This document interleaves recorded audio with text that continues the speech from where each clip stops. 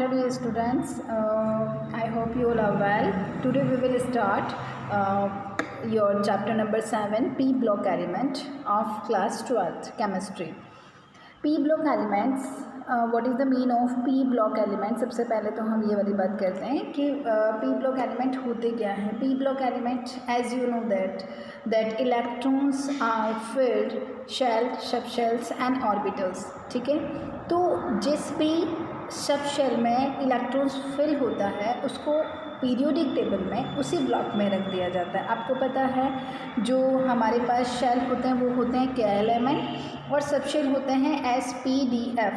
अगर valence electron जो है वो किस में फिल हो रहा है, S में फिल हो रहा है तो उसको S ब्लॉक में रखा जाएगा. P में फिल हो रहा है तो P ब्लॉक में, D में फिल हो रहा है तो D ब्लॉक में और F में फिल हो रहा है तो F ब्लॉक में हम उस एलिमेंट को रखेंगे. ठीक है, तो पीरियोडिक टेबल में P ब्लॉक जो है आपको पता है पीरियोडिक टेबल में जो हॉरिजॉन्टल लाइंस होती हैं वो कहलाती हैं पीरियड्स और जो वर्टिकल लाइंस होती हैं वो कहलाती हैं ग्रुप्स. ये सब मैं आपको पहले ही एक्सप्लेन कर चुकी हूँ. ठीक है, तो जो वर्टिकल कॉलम्स हैं ये कितने होते हैं 1 to 18. कितने होते हैं 1 to 18 और जो 13 नंबर से 13 ग्रुप है वहाँ से स्टार्ट होकर अगर 18 तक हम पीरियोडिक टेबल में मूव करते हैं तो 13 ग्रुप से लेकर 18 ग्रुप तक जो एलिमेंट बिलोंग करते हैं वो कौन से एलिमेंट हैं, P ब्लॉक एलिमेंट हैं. ठीक है, क्यों? क्योंकि उनमें वैलेंस इलेक्ट्रॉन किस में फिल होता है, P सब शेल में फिल किया जाता है. ठीक है, तो ये तो हो गई हमारे इंट्रोडक्शन की बात. आप यहाँ पर देख लीजिए, देखो 13 नंबर से 18 नंबर तक. ठीक है, तो ये देखिए हमारे पास ये 30 नंबर से लेकर 13, 14, 15, 16, 17, 18 यहाँ तक हमारा P ब्लॉक ख़त्म रहता है होता. P ब्लॉक जो है वो हम स्टडी करते हैं. इसमें जो है वो बोरॉन फैमिली बोला जाता है. ठीक है, this is the boron family, this is carbon family, this is nitrogen family, this is oxygen family, this is इनको डिफरेंट नाम से भी बोला जाता है. कुछ ग्रुप्स को जो है वो चैल्कोजन फैमिली बोला जाता है. कुछ ग्रुप को जो है हेलो फैमिली बोला जाता है, कुछ को जीरो ग्रुप बोला जाता है. ठीक है, तो 1 बाय 1 हम इन ग्रुप्स के बारे में स्टडी करने वाले हैं. ठीक है, तो ये हमारे पास ग्रुप्स हो गए. अब आता है हमारे पास position extreme right of periodic table. P block कहाँ पर प्रेजेंट है, पूरी पीरियोडिक टेबल में हम लेफ़्ट से राइट चलते हैं तो सबसे राइट में, ठीक है, जो पोजीशन है जिस ग्रुप की वो है P ब्लॉक एलिमेंट. ठीक है, जनरल एटॉमिक कॉन्फ़िगरेशन आपको पता है P में कितने, S में कितने इलेक्ट्रॉन आते हैं 2 इलेक्ट्रॉन और P में 1 to 6. तो और जो N है this is the principal quantum number जो कि पीरियड नंबर भी बताती है. जो पीरियड है, पीरियड कितने हैं पीरियोडिक टेबल में 1 to 7. ठीक है, तो NS2 NP 1 to 6. P में कितने इलेक्ट्रॉन हो सकते हैं 1 to 6. ये इसका इलेक्ट्रॉनिक कॉन्फ़िगरेशन है. सिंपल है. जूम क्लासेस में मैं आपको ये काफ़ी अच्छे से एक्सप्लेन कर चुकी हूँ. हमारी जब ऑफलाइन क्लासेस थी तब भी मैंने पीरियोडिक टेबल में इन सब चीज़ों को कंसिडर किया था. रिप्रेजेंटेटिव एलिमेंट्स, रिप्रेजेंटेटिव एलिमेंट्स जो हैं to the S and P block in the periodic table are called P block element. Inert pair effect the tendency of NS2 electron to take part in bond formation, increase in atomic size. ठीक है, inert pair effect की वजह से जो atomic size हो जाता है वो क्या हो जाता है, इंक्रीज हो जाता है. NS2 S में जो इलेक्ट्रॉन्स फिल होते हैं, ठीक है, वो बॉन्ड फॉर्मेशन में पार्टिसिपेट करते हैं जिससे कि क्या हो जाता है, एटॉमिक साइज इंक्रीज़ हो जाता है. इसी को ही हम बोलते हैं इनर्ट पेयर इफेक्ट. इसको हम अभी साइड में रखकर बात करते हैं. ठीक है, इस वाले इफेक्ट को हम आगे और अच्छे से डिस्कस करने वाले हैं. Anomalous behaviour. एनामोलस बिहेवियर क्या होता है, इसका मतलब है देखो 2 ग्रुप है, 2 ग्रुप में अगर कोई एलिमेंट जो है वो फर्स्ट वाले ग्रुप में है और दूसरा एलिमेंट जो है वो दूसरे वाले ग्रुप में है. ठीक है, तो फर्स्ट ग्रुप और सेकंड ग्रुप के कुछ एलिमेंट आपस में रिसेम्बलेंस शो करते हैं, एनामोलस बिहेवियर शो करते हैं.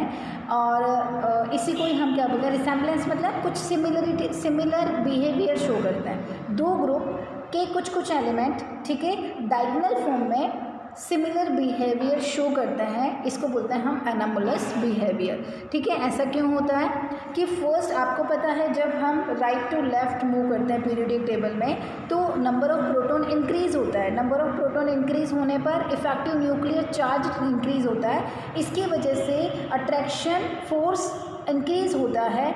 इसी वजह से किसी भी एटम का साइज़ कैसा हो जाता है, छोटा हो जाता है। तो इसका मतलब क्या हुआ, पीरियोडिक टेबल में लेफ़्ट टू राइट मूव करने पर साइज़ क्या होगा, छोटा होगा। क्यों? क्योंकि प्रोटॉन नंबर इंक्रीज़ हो रहा है। प्रोटॉन नंबर इंक्रीज़ होने की वजह से इफेक्टिव न्यूक्लियर चार्ज इंक्रीज़ हो रहा है, देन जो अट्रैक्शन है वो फोर्स इंक्रीज़ हो रहा है और साइज़ क्या हो रही है, डिक्रीज़ हो रही है।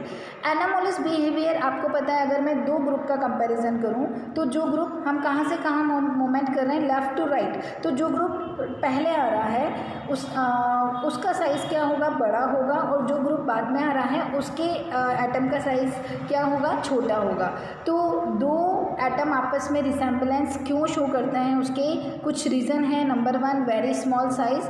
ठीक है, साइज़ कम होने की वजह से एटम आपस में रिसेम्बलेंस शो करते हैं। High ionization enthalpy. Ionization enthalpy, what is ionization enthalpy? The energy required to remove the outer most electrons. ठीक है, आउटर मोस्ट इलेक्ट्रॉन को बाहर निकालने के लिए जितनी एनर्जी की रिक्वायरमेंट होती है, the amount of energy which is required to remove outer most electron is known as ionization enthalpy. ठीक है, तो आयोनाइजेशन एंथैल्पी बहुत ज़्यादा होती है, आपको पता है। लेफ़्ट टू राइट हम मूव कर रहे हैं, साइज़ छोटा हो चुका है, तो इलेक्ट्रॉन को निकालने के लिए हमें बहुत ज़्यादा एनर्जी की रिक्वायरमेंट होगी, और इसी को ही हम बोलते हैं आयोनाइजेशन एंथैल्पी। तो आयोनाइजेशन एंथैल्पी बहुत ज़्यादा होती है। High electronegativity, what is electronegativity?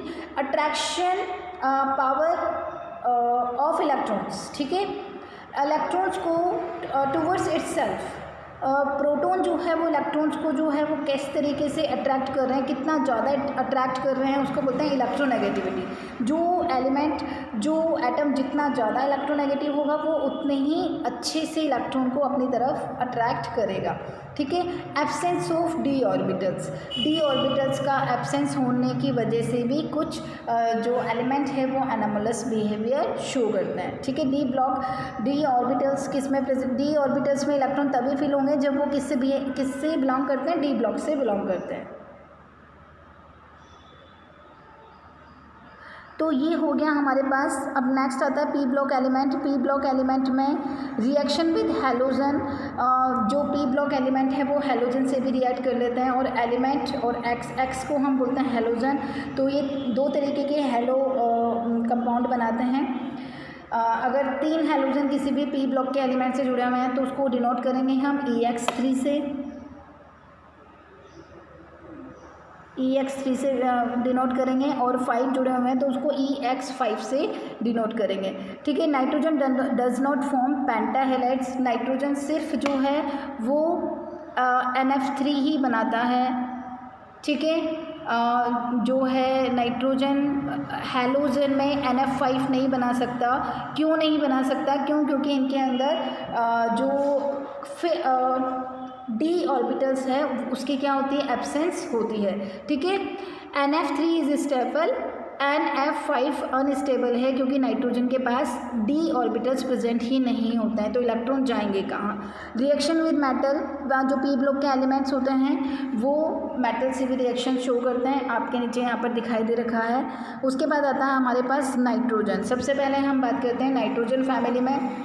Nitrogen family किससे स्टार्ट हो रही है? ग्रुप नंबर 15 से स्टार्ट हो रही है नाइट्रोजन फैमिली, तो हम उसकी बात कर रहे हैं। ग्रुप नंबर 13 से लेकर 18 तक हमारे पास पी ब्लॉक एलिमेंट्स हैं, तो 13, 14 हम नहीं कंसीडर कर रहे हैं यहाँ पर, लेकिन हम जो 15 नंबर का ग्रुप है वो यहाँ पर कंसीडर करते हुए चल रहे हैं। तो नाइट्रोजन फैमिली के बारे में हम यहाँ पर पढ़ रहे हैं।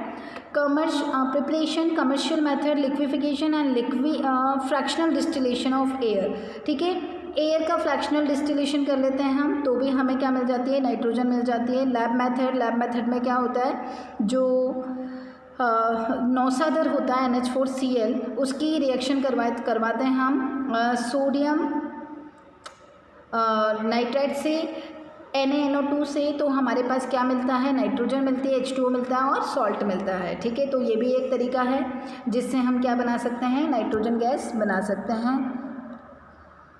उसके बाद आता है थर्मल डिकम्पोजिशन। अमोनियम डाइक्रोमेट जो है उससे भी हम उसको डिकम्पोज करके भी हम हीट डिकम्पोज करके भी हम नाइट्रोजन बना सकते हैं। Thermal composition of azides. Azides क्या होते हैं, कोई भी मेटल जो है वो नाइट्रोजन से रिएक्ट कर रही है N3, ठीक है, तीनों तरफ उसके नाइट्रोजन प्रेजेंट है तो वो होता है अजाइड। तो अजाइड के जो है उसके डिकम्पोजिशन से भी हमें क्या मिलती है, नाइट्रोजन मिलती है। Properties of nitrogen. Properties of nitrogen जो है वो N2O, देखो NO अलग अलग तरीके के यहाँ पर गैसेस हैं, N2O, NO, NO2, N2O3, N2O5। तो यहाँ पर ये जो N2O है वो न्यूट्रल है, NO न्यूट्रल है, NO2 जो है वो एसिडिक है और N2O3 भी जो है वो एसिडिक है। N2O, अच्छा, इनकी जो ऑक्सीडेशन स्टेट है वो मैंने आपको निकालना सिखा दिया है। ठीक है, तो आप उसको अच्छे से प्रैक्टिस करें किस तरीके से हम निकाल सकते हैं। देख लीजिए यहाँ पर, अगर मैं निकालूँ यहाँ पर NO की ऑक्सीडेशन स्टेट मुझे निकालनी है, तो मान लीजिए नाइट्रोजन की ऑक्सीडेशन स्टेट मान लीजिए X है और प्लस ऑक्सीजन की होती है, ऑक्सीजन एक ही है तो एक ऑक्सीजन के ऊपर चार्ज होता है -2, इसके ऊपर टोटल चार्ज है 0, तो X की जो ऑक्सीडेशन नंबर होगी -2 उधर चला जाएगा तो कितना आएगा, +2 आएगा। ठीक है, तो यहाँ पर आपके पास देखो NO की जो ऑक्सीडेशन नंबर है वो यहाँ पर +2 दे रखी है। ठीक है, तो इस तरीके से आप आसानी से निकाल सकते हो। नाइट्रोजन गैस जो होती है वो कलरलेस होती है, कोई खुशबू नहीं होती है। हमारे आसपास सबसे ज़्यादा क्या प्रेजेंट है, नाइट्रोजन गैस प्रेजेंट है, लेकिन हमें फिर भी कुछ भी उसके बारे में पता नहीं लगता कि यहाँ पर नाइट्रोजन गैस है। क्यों? क्योंकि ये कलरलेस है, ऑर्डरलेस है और टेस्टलेस है और नॉन टॉक्सिक है। अगर हमारे आसपास नाइट्रोजन बहुत ज़्यादा है, अगर टॉक्सिक होती तो हम मर चुके होते। लो सॉल्युबिलिटी इन H2O, वाटर के अंदर ये सॉल्युबल नहीं होती है, बहुत कम होती है, इनर्ट होती है क्योंकि इसकी बॉन्ड एनर्जी बहुत ज़्यादा होती है। नाइट्रोजन जो है वो ट्रिपल बॉन्ड बनाते हैं और ट्रिपल बॉन्ड को ब्रेक करने के लिए बहुत ज़्यादा बॉन्ड एनर्जी की ज़रूरत होती है। इसी वजह से जो नाइट्रोजन अलग से सेपरेट नहीं हो पाता है और वो किसी दूसरे एलिमेंट से कनेक्ट नहीं होती है, इसलिए ये इनर्ट नेचर शो करती है। At high temperature form nitrides बना लेती है ये। तो इस तरीके से हमारा ये वाला टॉपिक कुछ ख़त्म होता है। नेक्स्ट हम स्टार्ट करेंगे नेक्स्ट वीडियो में।